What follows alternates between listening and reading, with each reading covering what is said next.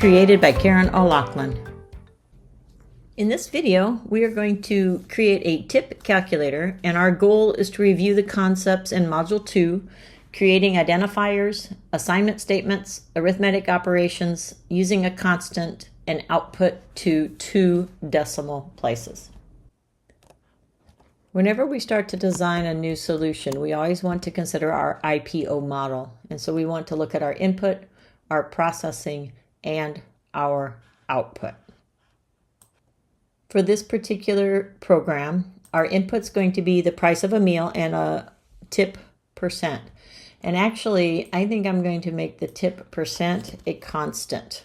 That way, it's always, because basically we're going to always tip 20%, so we're going to make that a constant in our program, so it's really not going to be an input.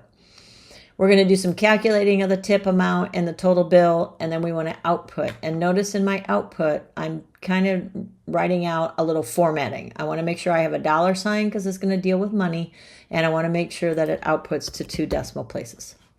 Before we get to actual coding of this, what we want to do then is also to create test data. Our test data might look something like this. In our test data, we input a meal price. We are going to calculate the meal times 20%. That gives us our tip.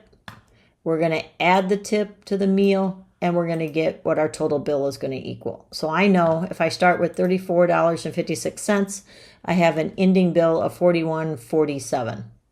And then I did at least one other calculation. Because I'm going to use a constant for my tip percent, I'm not going to change the amount of the tip. Another thing to think about here is the fact that we're going to replace all of this code with variables. And so our variables are named fairly well because they are descriptive, and they're named with camel casing. So meal, capital P on the price, lowercase t, capital P on percent. Those are examples of good naming conventions. Now let's take a look at the code. This is the code for the entire program, but let's talk it through just a little bit and we'll point out a few things. We have 3 floating point variables. We also have the constant. So remember that the naming convention on a constant is to name them with all capitals and to put an underscore between words. I set my meal price, and then I assigned the value for the tip percent. We have 2 more assignment statements next. And if we look, the code here has no magic numbers. Everything here are variables and they're descriptive.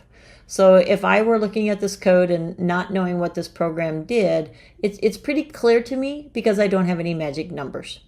And so these calculations are performed, and then the value is assigned to the variable on the left. So that's what this code might look like. Lastly is our output. And in our output statements, we have some formatting that we have done. So we have your meal cost $sign, and then meal price to output with 2 decimal places. And so that's going to put our output, for example, over here as 12.12. Next, I put a /n to do a carriage return or a enter, the total bill, including the tip, and then we print the total bill. And so this is what our output looks like here on the right-hand side. So when we did the calculation, or I ran this before, I ran it on instant mode. Let's just run it on fast so you can see the step-by-step processing. And that was with our test data for $12.12. Our other piece of test data was using $34.56.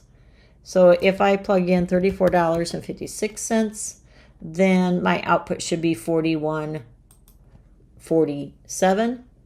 So let's go ahead and run this code. I always forget to enter the execution. And we have the tip percent, total meal, $41.47. And so that checked with the test data that I created.